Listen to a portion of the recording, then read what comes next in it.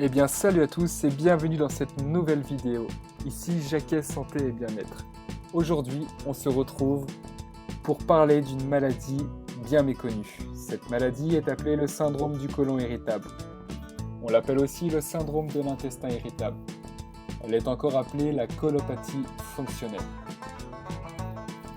Mais alors vous allez me demander qu'est-ce que le syndrome du côlon irritable ou de l'intestin irritable? Cette maladie est caractérisée comme étant un trouble du fonctionnement de l'intestin sans gravité mais responsable d'une gêne importante au quotidien. Également, les patients qui en souffrent ont des troubles du transit intestinal, c'est-à-dire une constipation mais également une diarrhée ou alors souvent une alternance entre les deux. Mais alors, pourquoi est-ce que j'ai décidé d'en parler aujourd'hui ? C'est une maladie très fréquente qui touche environ 5% de la population française. On entend souvent qu'elle est considérée comme étant sans gravité, certes, mais elle est très difficile à vivre au quotidien. Selon différentes études, les femmes sont 2 fois plus touchées que les hommes par le syndrome du côlon irritable ou de l'intestin irritable. Mais alors, comment marche le syndrome de l'intestin irritable ?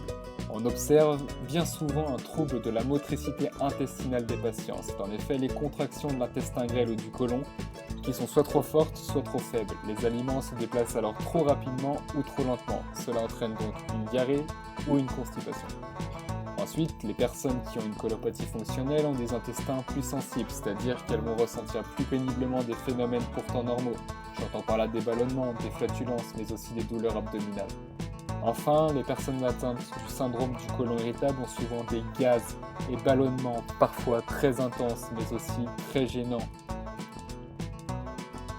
En ce qui concerne les facteurs de l'apparition de l'intestin irritable, on en évoque plusieurs. Tout d'abord, le stress, l'angoisse et l'anxiété sont l'un des facteurs principaux du déclenchement des symptômes. À côté de cela, il y a un autre facteur principal qui est la nourriture. C'est un facteur très important à prendre en compte. Certains aliments favorisent l'apparition des symptômes.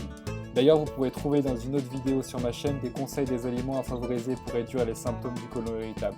Mais mettez-vous quelque chose en tête, des aliments sont à bannir pour atténuer les symptômes. Le gros souci des patients qui souffrent du syndrome du côlon irritable est l'incompréhension de l'entourage, mais aussi des médecins. Souvent, on dit que c'est une simple diarrhée ou que c'est psychologique. Et croyez-moi, lorsqu'on vous dit ça et que vous êtes atteinte du côlon irritable, c'est très difficile à entendre.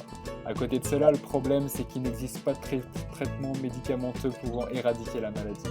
Il existe uniquement des antidiarrhéiques. Voilà, j'espère que cette vidéo vous a plu. N'hésitez pas à vous abonner à la chaîne.